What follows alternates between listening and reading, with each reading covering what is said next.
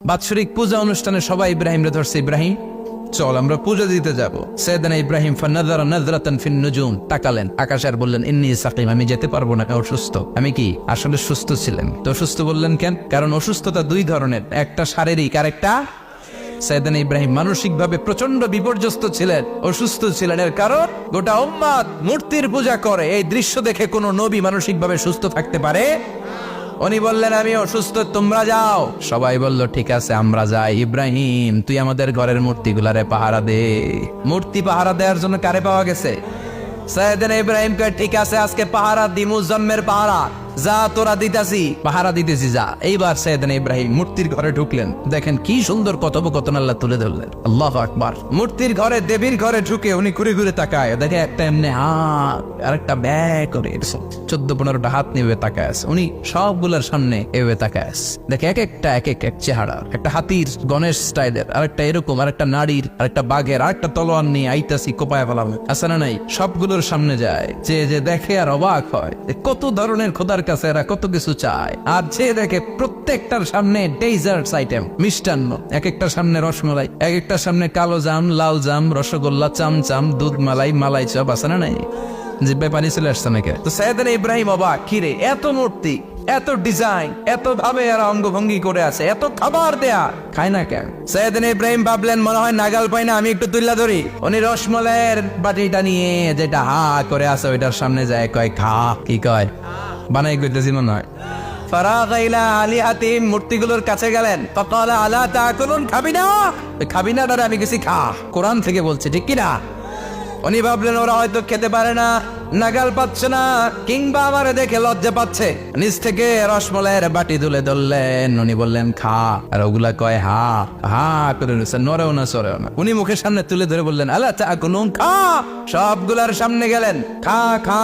কেউ খায় না, ওগুলো হা করে আছে। সাইয়েদনা ইব্রাহিম বললেন খা, কেউ কথা কয় না। উনি বললেন খাবি না কেন? তাইলে কথা ক। এই যে কষ্ট করে উড়াইলি, মুখের সামনে দিলাম, খাবি না কেন? কথা বল। আলা তাকুলুন, খাবি না কেন? কথা বল। মা লাকুম লা তাতাকাল্লামুন, খাবি না কেন? মা লাকুম লা তানতিকুন, হয় খা নয় কথা ক। বলতেই লাগলেন খা খা। প্রত্যেকটা মূর্তির সামনে গেলেন, খা। ওগুলো করে আছে হা, কোনো কথা কয় না। কয় কেন খাবি না? তাইলে কথা ক। খায়ও না, কথাও কয় না। আপনার ছেলে বায়না ধরছে, আব্বা চানাচুর দাও। কি খাম? চানাচুর কিনে দিলেন, এই নে চানাচুর। এখন চানাচুর খায় না। কিরে বাপ খাবি না কেন? কথাও কয় না। খায়ও না, কথাও কয় না। এখন বাকি আছে কোনটা? কথা কর। ফারাগা আলাইহিম দারবাম বিল ইয়ামিন, ডান হাতে কোপানো শুরু করলেন। ইচ্ছা মতো খুশি কিল মারতে মারতে মূর্তিগুলার সাইজ। ফারাগা আলাইহিম দারবাম বিল ইয়ামিন, এক একটা নবীর হাতে জান্নাতি শক্তি দিয়েছে কে? খা নাইলে কথা ক। খায় না, কথাও কয় না, বাকি আছে মায়ের। মারতে শুরু করলেন, মারতে মারতে সব শেষ। তারপরে খুঁজে পেলেন একটা কুড়াল। কি পেলেন? কুড়াল দিয়ে মারতে আরো সুবিধা, খালি এটারে এভাবে মারে, ওইভাবে মারে। মারতে মারতে যতগুলো মূর্তি ছিল সবগুলো মেরে বড় মূর্তিটার গায়ে মারতে যাবে, in the meantime stop, কয় না এটারে মারুম না। ফাজআলাহুম জুদাদান, সবগুলারে টুকরা টুকরা, ইল্লা কাবীর আল্লাহুম, 12টা ছাড়া ওইটারে রেখে দিলেন। আর বুদ্ধি করে কুড়ালটারে বড়টার কান্দে ঝুলাইয়া দিলেন, বড় মূর্তিটার কাঁধের মধ্যে ঝুলাই দিলেন। ঘটনাটা সুন্দর হয়েছে না? এখন কেমন যেন মনে হয় এটা কুপাইয়া দাঁড়া রয়েছে বাবার বেটার মতো। বড় পূজার শেষ, পূজার দিনক্ষণ শেষ। বিকেল বেলা পূজা মণ্ডপ থেকে সব এসে দেখে সর্বনাশ। পাহারাদার ইব্রাহিম কই, আনতা ফাআলতা হাযা বিআলিহাতিনা ইয়া ইব্রাহিম। ইব্রাহিম সর্বনাশ কে কইছে? তুই কইছত নি? কই আইনো, বড়টাই কইছে, ওইটারে জিজ্ঞেস করো। বল ফাআলাহু কাবীরুহুম হাযা ফাসআলুহুম ইন কানু ইয়ানতিকুন, কোরআন থেকে বলছে, আমি করি নাই। ওই দেখ কুড়ালটা কার কান্দে, বড়টার কান্দে, ওইটারে জিগা। সবাইকে খাইছে। সবাই বলে ইব্রাহিম তুমি কি জানো না এগুলো কথা বলে না? সাইয়েদনা ইব্রাহিম বলে যে এটা কথা কয় না, ওইটার পূজা করস কেন? যেটা কথা বলে না, যেটা নিজেরাই নিজেদেরকে মায়ের থেকে বাঁচাতে পারে না, নিজেরাই নিজেদেরকে রক্ষা করতে পারে না, তোরে কিভাবে রক্ষা করবে? এগুলোর পূজা কেন করিস? ফাবুহিতাল্লাযী কাফার, কারো কোনো জবাব নাই, লাজা। সবাইকে ইব্রাহিম তুই বড্ড বেড়ে গিয়েছিস, তোরে নমরুদের কাছে নেওয়া হবে, রশি দিয়ে পেঁচিয়ে নমরুদের কাছে নেওয়া হলো। নমরুদের নাম শুনছেন? শোনেন নাই বোধহয়, শোনেন নাই? পৃথিবীতে 4 জন বাদশা ছিল, যারা গোটা বিশ্বের বাদশা। গোটা বিশ্বের 2 জন কাফের, 2 জন মুমিন। মুসলমানের একজন হচ্ছে জুলকারনাইন, আরেকজন হচ্ছে সাইয়েদনা সুলাইমান। কাফেরের একজন হচ্ছে বাখতানাসার, আরেকজন হচ্ছে নমরুদ। এই নমরুদের কাছে নিয়ে যাওয়া হলো রশি দিয়ে বেঁধে। এবার নমরুদের সাথে কি ডায়ালগ মারছে এটা তো আর কোরআনে নাই। কথা কও। এটাও আছে। নমরুদ বলে, ইব্রাহিম শুনলাম তুমি নাকি আমাদের খোদাগুলোরে মারছো, তুমি নাকি কোন আল্লাহর ইবাদত করো, তুমি নাকি কোন নতুন রবের তথ্য নিয়ে আমাদের বাবেল নগরীতে আগমন করেছো। আমি ছাড়া কোনো খোদা আছে বলে তো আমি শুনি নাই, এই বাবেল নগরীতে আমি ছাড়া কোনো খোদা আছে আজকে নতুন শুনলাম। কে তোমার খোদা, কি তার পাওয়ার? এবার ডায়ালগ মারা শুরু করলেন সাইয়েদনা ইব্রাহিম। সাইয়েদনা ইব্রাহিম বললেন, রব্বি আল্লাযী ইউহয়ী ওয়া ইউমীত, আমার রব এমন রব যিনি জীবন দেয় আবার মরণও দেয়। নমরুদ বলে, তাই তোমার আল্লাহ জীবন দেয় মরণ দেয়? আনা উহয়ী ওয়া উমীত। এবার নমরুদ ডায়ালগ মারতেছে, আনা উহয়ী ওয়া উমীত, আমিও তো জীবন দেই আমিও তো মরণ দেই। সাইয়েদনা ইব্রাহিম বললেন, তুমিও যদি আমার আল্লাহর মতো জীবন দাও মরণ দাও তাইলে দেখাও। নমরুদ জেলখানা থেকে দুইজন ফাঁসির আসামিকে ধরে আনলো। ধরে এনে একটা ধারালো ছুরি নিয়ে প্রথম আসামির পেটের ভিতরে ধা করে ছুরিটা ভরে দিয়েছে। ফিনকি দিয়ে রক্ত ছুটলো, লোকটা ছটফট ছটফট ছটফট করতে করতে দুনিয়া থেকে বিদায়। এবার পেট থেকে ছুরিটা বের করে দ্বিতীয় আসামির পেটের মধ্যে ঢুকাতে যাবে, ধা করে। In the meantime stop, ঢুকায় নাই, পেটে ঢুকাইতে যে ঢুকায় নাই। কয়, ইব্রাহিম এই যে দেখো, তোমার সামনে প্রথম লোকটারে আমি মৃত্যু দিলাম, প্রথমটারে দিলাম মরণ, পরেরটারে দিলাম জীবন। তোমার রব যেরকম করে জীবন দেয় আর মৃত্যু দেয়, আমিও জীবন দেই আমিও মৃত্যু দেই। চিল্লায় পড়েন নাউযুবিল্লাহ।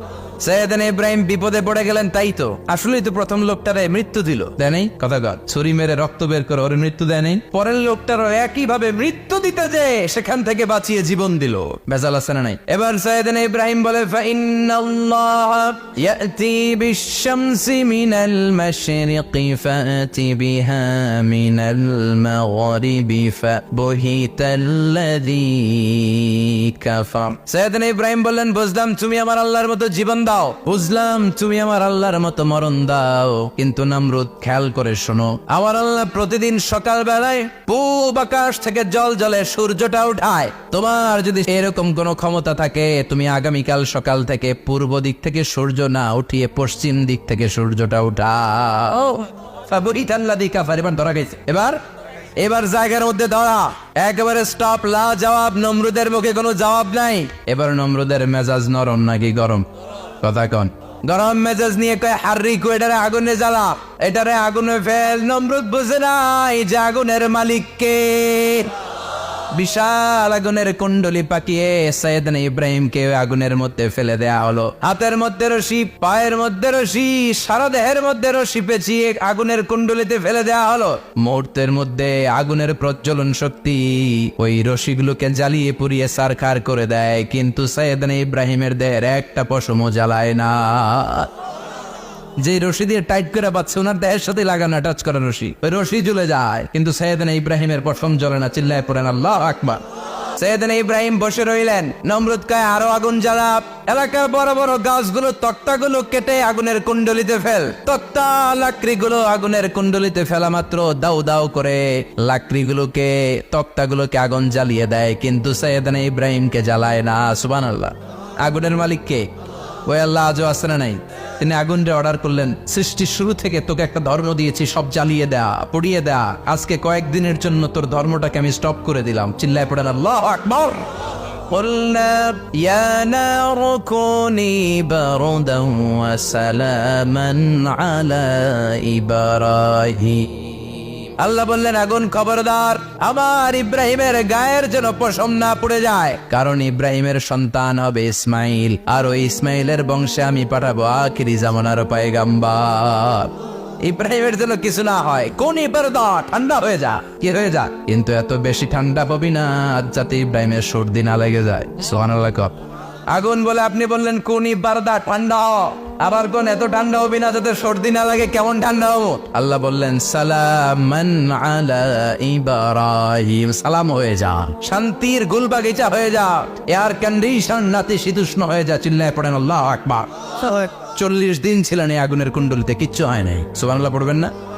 শেষ জীবনে উনি ওনার নাতিপুতিদের সাথে গল্পের সময় বলতেন যে আমার জীবনের সবচেয়ে আরামদায়ক সময় কাটিয়েছি আমি ইব্রাহিমের আগুনের, নমরুদের আগুনের কুণ্ডলির ভেতরে থেকে। চিল্লায় এখন সুবহানাল্লাহ।